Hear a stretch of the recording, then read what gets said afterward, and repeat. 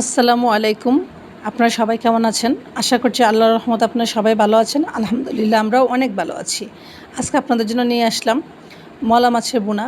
মলা মাছের বোনাটা আজকে আমি কীভাবে তৈরি করেছি সেটাই আপনাদের সাথে আমি শেয়ার করছি। মলা মাছটা আমরা সবাই অনেক পছন্দ করি।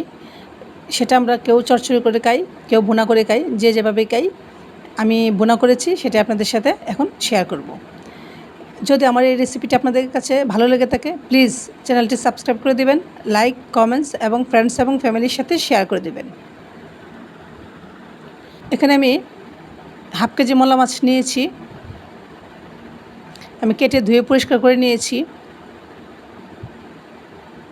একটি পাতিলে আমি 1 কাপ তেল দিয়ে দিলাম।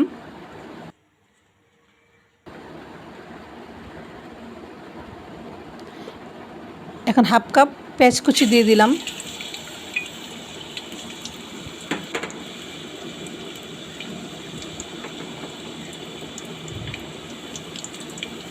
দিয়ে হালকা একটু নাড়াচাড়া করে দিলাম। পেঁয়াজটা এখন ব্রাউন কালার হয়ে আসছে। এখন আমি এখানে হলুদ গুঁড়া, মরিচ গুঁড়া ও ধনিয়া গুঁড়া দিয়ে দিলাম। তার সাথে অল্প একটু পানি ব্যবহার করলাম, যেহেতু আমার শুকনো মশলা পুড়ে যেতে পারে সেজন্য অল্প করে ব্যবহার করলাম। দিয়ে হালকা নাড়াচাড়া করে দিলাম।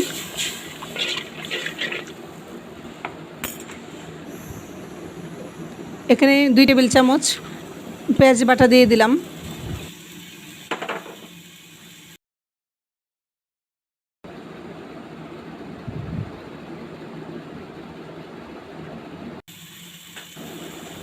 এক চা চামচ লবণ দিয়ে দিলাম। দিয়ে হালকা একটু নাড়াচাড়া করে দিলাম।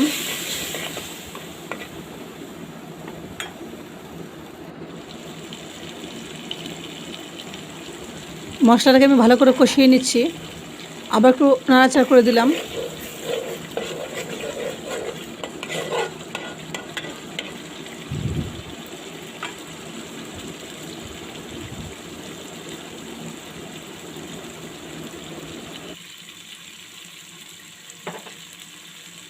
এখানে আমি টমেটো কেটে রেখেছিলাম আর কাঁচামরিচ ফালি করে রেখেছিলাম, সেটাও দিয়ে দিলাম। দিয়ে আমি মশলাটার সাথে ভালো করে একটু টমেটো আর কাঁচামরিচটা একটু ভুনা করে নিলাম। এখন আমি মাছগুলো দিয়ে দিলাম।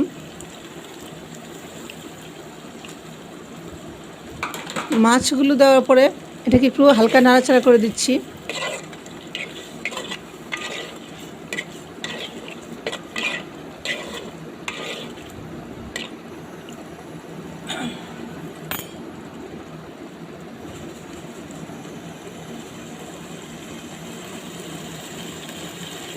তারপর অল্প একটু পানি মিশিয়ে দিলাম।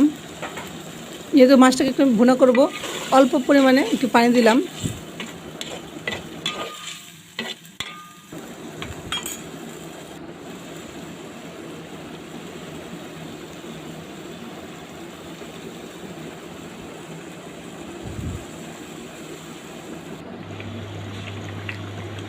মাছটা আমার বোনা হচ্ছে, মাছ থেকে একটু পানি বের হয়েছে।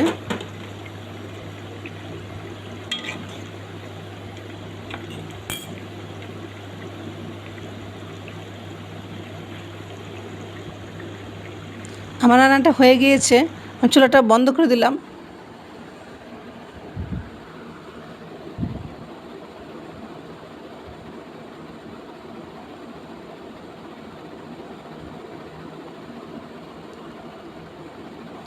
আমি মাছের মধ্যে ধনিয়া পাতা দিয়ে দিলাম।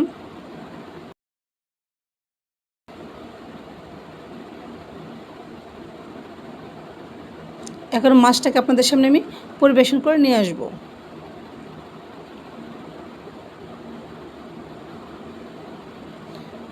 মাশাআল্লাহ, মাছটাকে আমি পরিবেশন করে আপনাদের সামনে নিয়ে আসলাম।